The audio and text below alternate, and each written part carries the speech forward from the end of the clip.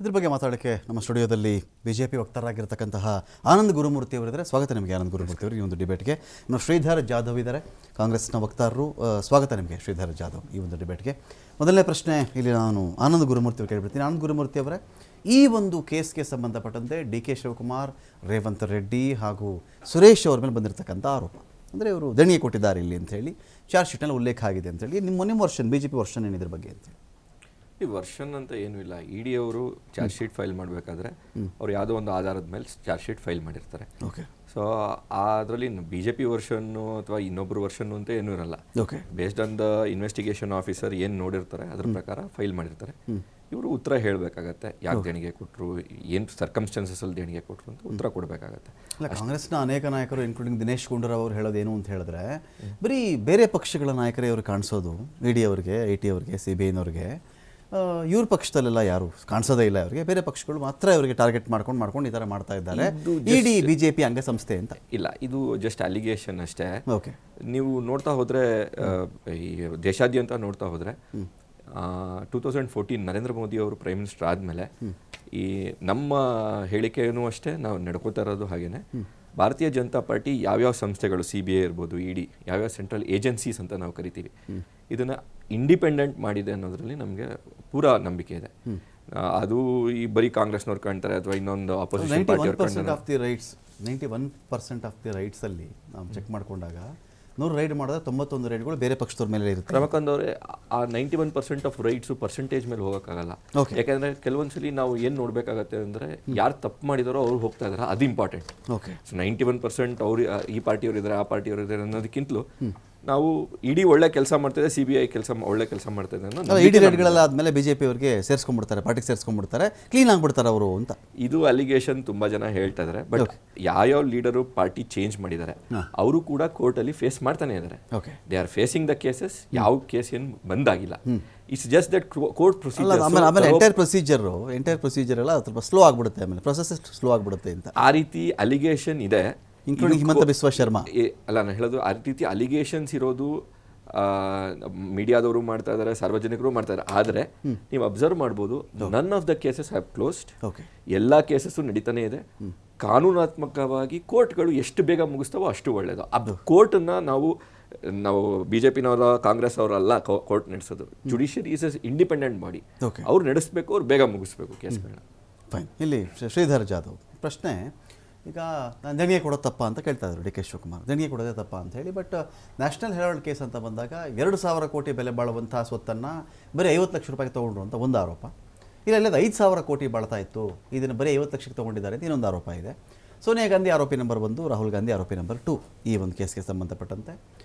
ಸುಮಾರು 60-70 ವರ್ಷಗಳ ಹಿಂದೆ ಶುರುವಾದಂಥ ಪತ್ರಿಕೆ, ಆ ಪತ್ರಿಕೆ ನಡೆಸುವಂಥ ಅಸೋಸಿಯೇಟೆಡ್ ಜರ್ನಲ್ ಲಿಮಿಟೆಡ್ ಅಂತ ಹೇಳಿ ಒಂದು ಸಂಸ್ಥೆ. ಆನಂತರ 2010 ಸುಮಾರಿನಲ್ಲಿ ಇವರೆಲ್ಲ ಅದನ್ನು ತೊಗೊಂಡು ಬಂದು ಯಂಗ್ ಇಂಡಿಯನ್ ಅಂತ ಮಾಡ್ತಾರೆ. ಆಸ್ತಿ ಲಪಟಾಯಿಸಬೇಕು ಅಂತಲೇ ಮಾಡಿದಂಥ ಕೆಲಸ ಇದು.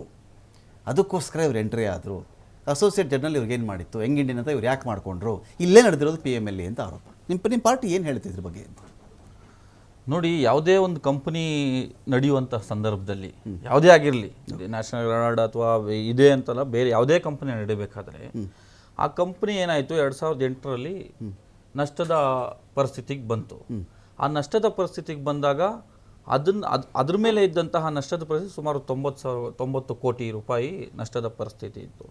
ಆ ಸಂದರ್ಭದಲ್ಲಿ ಸೋನಿಯಾ ಗಾಂಧಿಯವರು ಮತ್ತು ರಾಹುಲ್ ಗಾಂಧಿಯವರು ಅದನ್ನು ಕೊಂಡುಕೊಳ್ಳುವಂಥ ಕೆಲಸವನ್ನು ಮಾಡ್ತಾರೆ.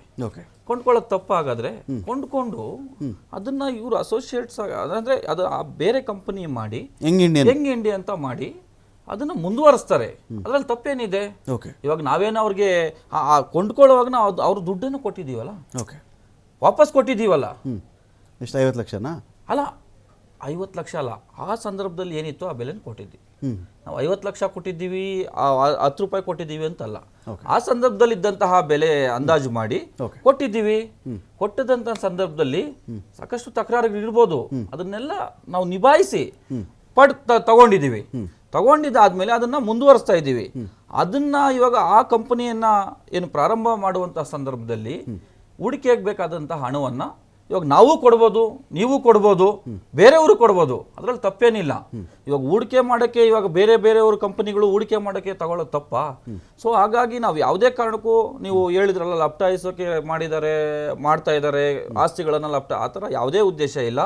ಕಾಂಗ್ರೆಸ್ ಪಕ್ಷಕ್ಕೆ ಆದಂತಹ ಸಿದ್ಧಾಂತ ಇದೆ.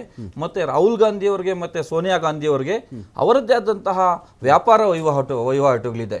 ಅದರಲ್ಲಿ ಬರುವಂತಹ ಲಾಭಗಳನ್ನ ತಗೊಳ್ತಾ ಇದ್ರೆ ಹೊರತು ನಾವು ಯಾವುದೇ ಕೂಡ ಸಾರ್ವಜನಿಕವಾಗಿರುವಂತಹ ಆಸ್ತಿಗಳನ್ನ ಸಾರ್ವಜನಿಕವಾಗಿರುವಂತಹ ಆಸ್ತಿಗಳಲ್ಲಿಗೆ ನಾವು ಯಾವತ್ತೂ ಕೂಡ ಮುಟ್ಟಿಗೋಲು ಹಾಕಿಲ್ಲ. ಅದೇ ಪ್ರಶ್ನೆ ಕೇಳಿಸ್ಕೊಳ್ಳಿ. ಸೋನಿಯಾ ಗಾಂಧಿ ರಾಹುಲ್ ಗಾಂಧಿ ಅವರಿಗಲ್ಲದೆ ಈ ಸ್ವತ್ತನ್ನು ಇನ್ಯಾರಾದರೂ ಬಂದು 50 ಲಕ್ಷ ರೂಪಾಯಿ ಕೊಡ್ತೀನಿ ಕೊಟ್ಟುಬಿಡು, 76% ಶೇರ್ ನನಗೆ ಕೊಟ್ಟುಬಿಡು ಅಂದರೆ ಕೊಡ್ತಾ ಇದ್ದೀರಾ ಅಂತ ಮೂಲ ಪ್ರಶ್ನೆ. Simple question sir. 76% if not Sonia Gandhi, if not okay sir, 76% shares ಮತ್ತು 50 ಲಕ್ಷ ರೂಪಾಯಿಗೆ ಇದು ಅಸೋಸಿಯೇಟ್ ಜರ್ನಲ್ಲು ಯಂಗ್ ಇಂಡಿಯನ್ನು ಅದನ್ನೇನೋ ಮಾಡ್ಕೊಂಡಿದ್ದಾರಲ್ಲ, ಕೊಟ್ಟುಬಿಡಿ ಅಂದರೆ ಕೊಟ್ಟುಬಿಡ್ತಾ ಇದ್ದೀರಾ ಸರ್?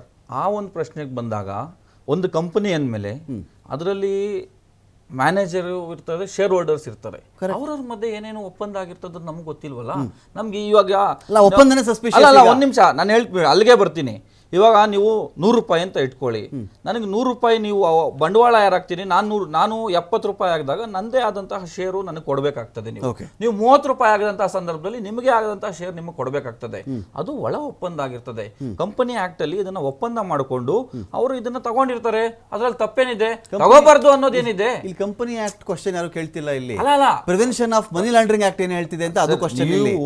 ಇದು ಶ್ರೀಧರ್ ಜಾಧವ್ ಅವ್ರಿಗೆ ಈ ಸ್ವತ್ತನ್ನ ಒಂದು ವೇಳೆ 50 ಲಕ್ಷ ರೂಪಾಯಿಗಳಿಗೆ 2010ನೇ ಇಸವಿಯಲ್ಲಿ ಅಸೋಸಿಯೇಟೆಡ್ ಜರ್ನಲ್ ಕಡೆಯಿಂದ ಯಂಗ್ ಇಂಡಿಯನ್ ಮಾಡ್ತೀನಿ ಅಂತ ತೊಗೊಂಡಿದ್ದಿದ್ರೆ ನಿಮಗೆ ಸಿಕ್ತಿತ್ತಾ ಅದು 50 ಲಕ್ಷ ರೂಪಾಯಿಗೆ ಅಂತೇಳಿ? ಸುಬ್ರಹ್ಮಣ್ಯ ಸ್ವಾಮಿ ಅವರ ಕ್ವಶನ್ ಇದು, ನನ್ನ ಕ್ವಶನ್ ಅಲ್ಲ ಇದು. ಅವ್ರ ಕ್ವಶನ್ ಬರುತ್ತೆ. ಅಂದರೆ ಅತ್ಯಂತ ಕಡಿಮೆ ಬೆಲೆ ಒಂದು ಲಾಸಲ್ಲಿ. ಈಗ ಒಂದು ಕಂಪನಿ 2000 ಕೋಟಿದು ಒಂದು 500 ಕೋಟಿನೋ 600 ಕೋಟಿನೋ 1000 ಕೋಟಿನೋ 2000 ಕೋಟಿನೋ ಲಾಸಲ್ಲಿ ಇರುತ್ತೆ. 50 ಲಕ್ಷ ಕೊಟ್ಬಿಟ್ಟು ಹೆಂಗೆ ಕೊಂಡ್ಕೊಂಡ್ಬಿಡೋದು ಅದನ್ನ? ತಗೊಂಡಿದಾರಲ್ಲ, ಒಪ್ಕೊಂಡು ತಗೊಂಡಿದಾರಲ್ಲ. ನೀವು ಹೇಳಿದ್ರಿ ಇವಾಗ ಒಪ್ಪಿಗೆ ಇಲ್ಲದ ಕಂಪನಿ ಕೊಟ್ಬಿಡುತ್ತಾ ನಮ್ಗೆ? ಕೊಡೋದಿಲ್ಲ ತಾನೆ, ಒಪ್ಕೊಂಡೇ ಕೊಟ್ಟಿರುತ್ತಾನೆ.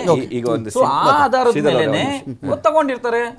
ಅದ್ರಲ್ಲಿ ಇಷ್ಟಕ್ಕೆ ತಗೋಬೇಕು ಅಷ್ಟಕ್ಕೆ ಕೊಡ್ಬೇಕು ಅನ್ನೋದೇನಿರಲ್ಲ. ಅವ್ರವ್ರ ಮಧ್ಯೆ ಆದಂತ ಒಪ್ಪಂದದಲ್ಲಿ ಅಷ್ಟನ್ನು ಕೊಟ್ಟು ತಗೊಂಡಿದ್ದಾರೆ. ಈವನ್ ಒಂದು ನಾವು BDA ಸೈಟ್ ಪರ್ಚೇಸ್ ಮಾಡಿದ್ರೆ ಅಲಾಟ್ ಆದಾಗ ಇಟ್ ಈಸ್ ಅಲಾಟ್ಮೆಂಟ್. ಇದು ಕಾರ್ನರ್ ಸೈಟ್ಸ್ ಪರ್ಚೇಸಸ್ ಅಲ್ಲ ನಾನು ಹೇಳ್ತಿರೋದು. ಅವಾಗ 10 ವರ್ಷ ಒಂದು ಟೈಮ್ ಇರುತ್ತೆ. ಆ time ಫ್ರೇಮಲ್ಲಿ you cannot cell.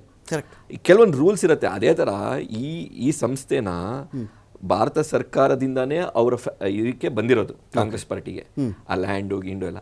So ಇನ್ನೊಬ್ರಿಗೆ ಮಾರಬೇಕಾದ್ರೆ it should be an open event. ಈ ರೀತಿ ನಾನು ಎಷ್ಟೋ ಒಂದು ರೇಟಿಗೆ ಒಪ್ಪಂದ ಮಾಡ್ಕೊಂಡು ಅದನ್ನೇ ಕ್ವಶನ್ ಮಾಡ್ತಾ ಇರೋದು. ಅದನ್ನೇ ಇವ್ರು ಒಪ್ಕೊಂತಾ ಇದಾರೆ. ಇದು ರೆಕಾರ್ಡು ಇವ್ರು ಒಪ್ಕೊಂತಾ ಇದಾರೆ. ಇವ್ರು ಸ್ಪೋಕ್ಸ್ ಪರ್ಸನ್ಸ್ ಒಪ್ಕೋತಾ ಇದಾರೆ, ಎಲ್ಲರೂ ಒಪ್ಕೋತಾ ಇದಾರೆ. ಅಂದ್ಮೇಲೆ ಇಡೀ ಒಂದ್ ದಿವಸ ಕನ್ವಿಕ್ಟ್ ಮಾಡೇ ಮಾಡ್ತಾರೆ. ಯಾರ್ಯಾರು ಒಳಗಾಗ್ತಾರೋ ಒಳಗಾಗ್ತಾರೆ.